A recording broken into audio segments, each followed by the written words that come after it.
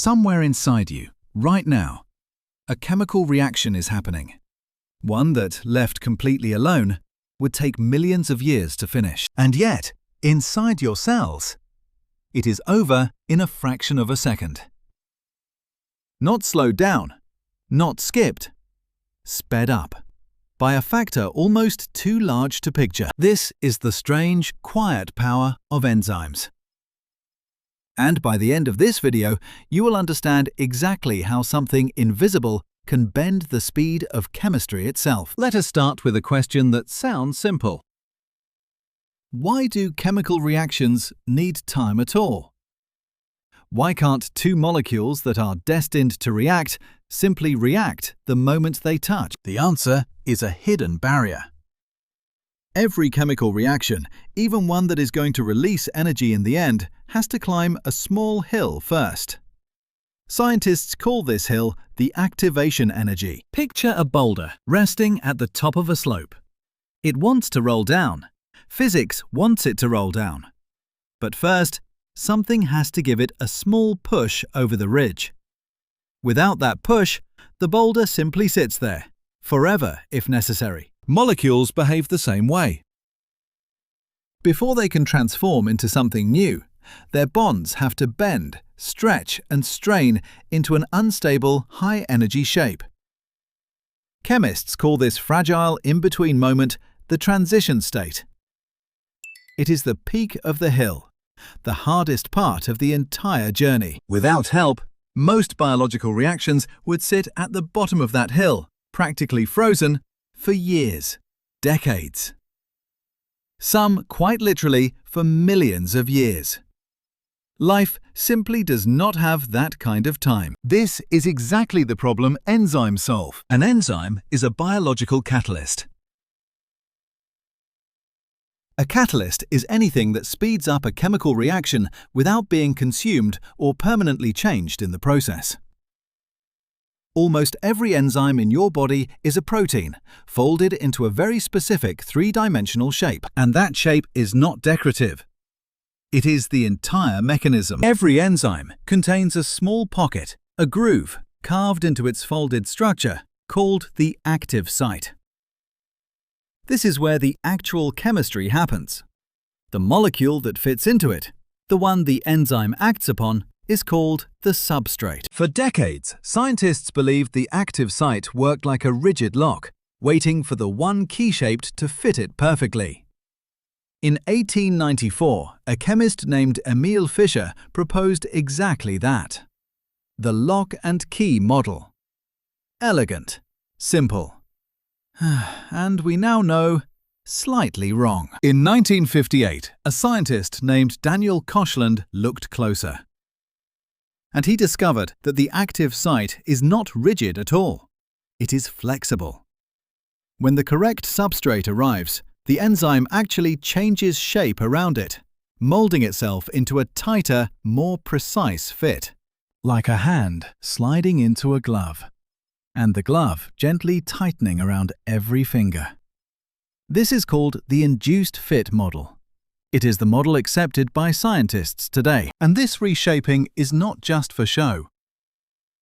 As the enzyme wraps around the substrate, it physically twists and strains the substrate's bonds, nudging it directly toward that unstable transition state we talked about earlier. The enzyme is not waiting for the hill to disappear.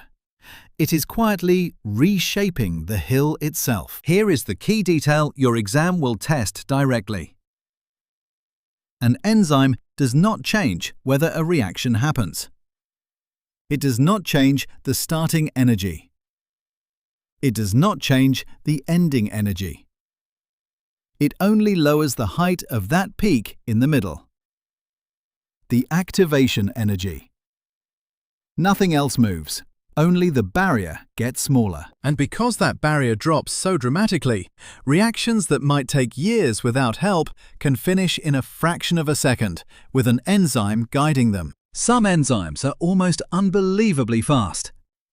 Catalase, an enzyme found in nearly every living cell, breaks down hydrogen peroxide, a toxic byproduct of metabolism, into harmless water and oxygen. It can process millions of molecules every single second. Millions every second. One tiny folded protein, quietly protecting your cells faster than you could ever consciously measure. Now, one more piece of specificity.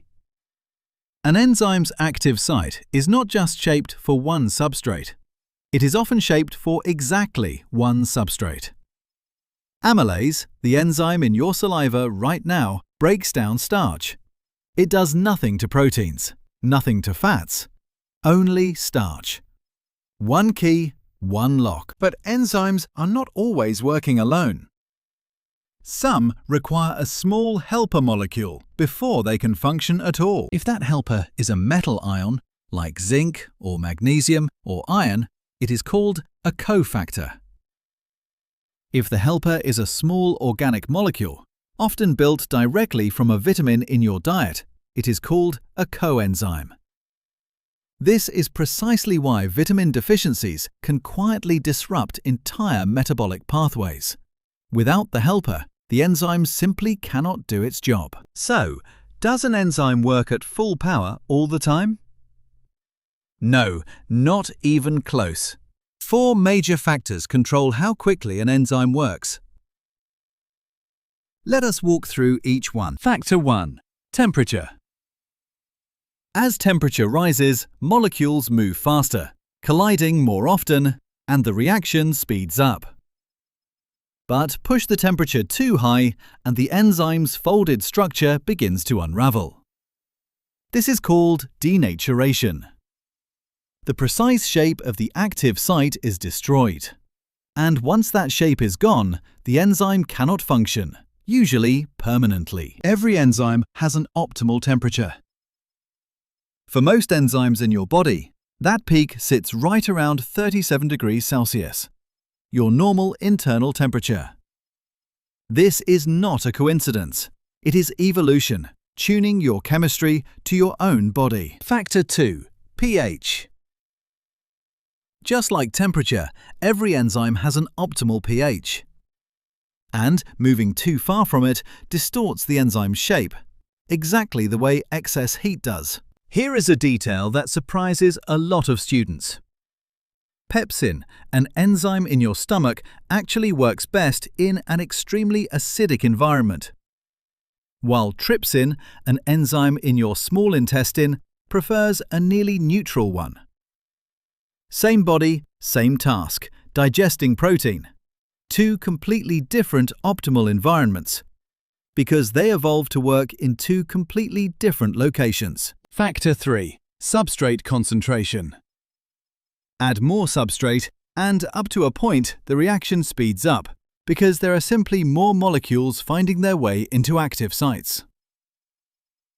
But eventually, every single enzyme in the mixture is occupied at once. The system hits its maximum speed. Scientists call this point Vmax. Adding still more substrate past that point changes nothing. The enzymes are already working as fast as they possibly can.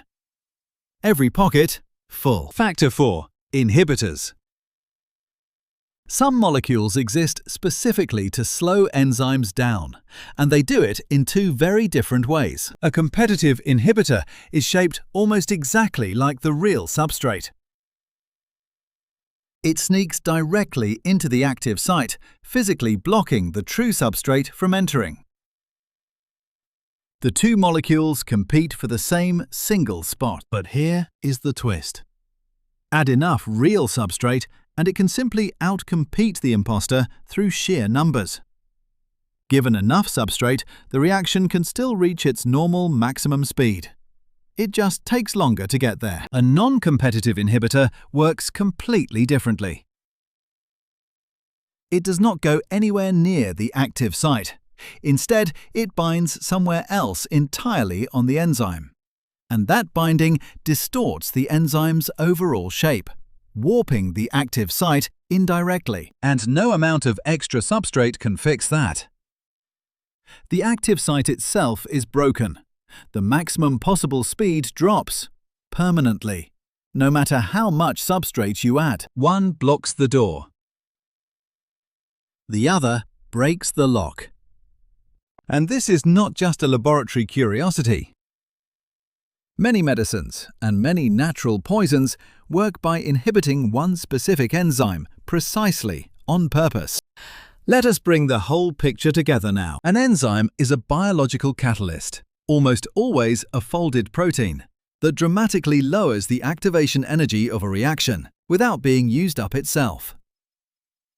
It works through an active site shaped for one specific substrate, following the induced fit model, molding itself around that substrate to encourage the reaction. Its speed depends on temperature, pH, substrate concentration, and the presence of inhibitors.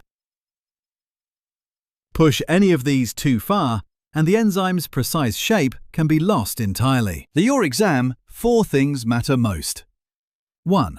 Enzymes lower activation energy. They do not change the overall energy released or absorbed by the reaction. 2. Induced fit, not lock and key, is the currently accepted model. 3. Temperature and pH affect enzyme shape.